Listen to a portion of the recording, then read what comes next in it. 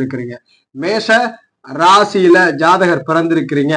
மேஷ ராசி, மேஷத்தில் பிறந்த ஜாதகருக்கு எந்தெந்த வயதுல எந்த தசை நடக்கும், அதற்கு நட்சத்திரத்தை நாம் பார்க்கணும். மேஷத்தில் பிறந்தவருக்கு 3 நட்சத்திரங்கள் இருக்கு. ஒண்ணு அஸ்வினியில பிறந்திருப்பார், அல்லது பரணி. மூன்றாவதாக மொத்தம் 9 நட்சத்திர பாதங்கள் இருக்குன்றதுனால கார்த்திகை 1ஆம் பாதம், சூரியனுடைய கார்த்திகை 1ஆம் பாதம் மட்டும் இருக்கும். அஸ்வினியில பிறந்திருப்பார், இல்ல பரணியில பிறந்த பரணி நட்சத்திரத்துல இருப்பார், இல்ல கார்த்திகை 1ஆம் நட்சத்திர பாதத்துல இந்த மேஷராசிக்காரர் இருப்பார். அப்ப இந்த ஜாதகம்லாம் எந்த வயதுல பயணப்படுவார்கள், எந்தெந்த வயதில் எந்தெந்த திசையில பயணப்படுவார்கள், பொதுவான அமைப்புகளையும் பார்த்தலாம். முதல்ல சூரியனை பொறுத்த வரைக்கும் ஒரு ஜாதகத்துல 6 வருடம் தசை நடத்தும், 6 இயர்ஸ்.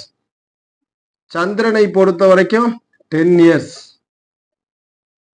செவ்வாயை பொறுத்த வரைக்கும் 7 இயர்ஸ் தசை. ராகுவை பொறுத்த வரைக்கும் 18 வருட மகாதிசை, 18 இயர்ஸ். குருவை பொறுத்த வரைக்கும் 16 வருட மகாதிசை. குரு தசை ஒருத்தருக்குன்னா 16 வருடம். பிறப்பு நட்சத்திரத்துல பாதத்தின் அடிப்படையில குறையும் கூடும். இது பொதுவாக ஒரு ஜாதக ராகுல முடிஞ்சு குரு தசைனா அது 16 வருடம். சனி பகவான் எத்தனை வருஷம் செயல்படுறார்? 19 வருட மகாதசையை நடத்தக்கூடியவர். புதன் எப்படி செயல்படுறார்? புதன் 17 வருட தசையை நடத்தக்கூடிய இயர்ஸ்.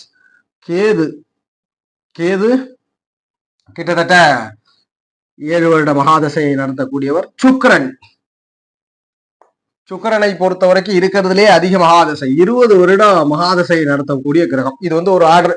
இந்த ஆர்டரை நம்ம எடுத்துக்கலாம். ஸோ இந்த ஆர்டரின்படி ஜாதகர்கள் எப்படிப்பட்ட வாழ்க்கை பயணம் இருக்குன்றத பாத்திரலாம். இதுதான் தசைகள் நடத்தக்கூடியது. ஒரு ஜாதகருக்கு சூரிய தசை நடக்குது.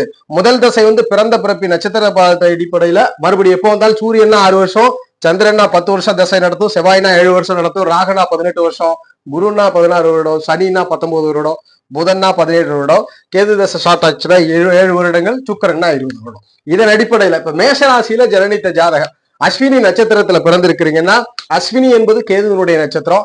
அப்ப மேஷராசியில் பிறந்தவர் எடுத்ததுமே சந்திக்கக்கூடிய மகாதசை கேது தசை. நட்சத்திரத்தின் அடிப்படைகள் மாறு கூடும் குறையும், மற்றநாள் 7 வருட மகாதசை. அப்ப ஜாதகர் கேது தசை முடிஞ்சதும் அவருடைய ஒரு 7 வயதுல எடுத்துக்கலாம்.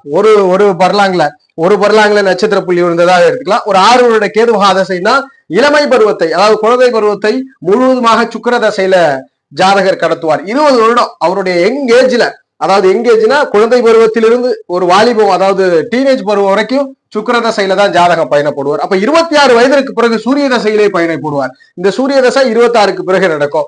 அதன் பிறகு 26க்கு பிறகு ஜாதகருக்கு சூரிய தசை நடக்கும். 32 வயசுக்கு பிறகு சந்திர தசை வரும். 42க்கு பிறகு செவ்வாய் தசை வரும். அப்ராக்சிமேட்டா 49க்கு பிறகு ராகு தசை.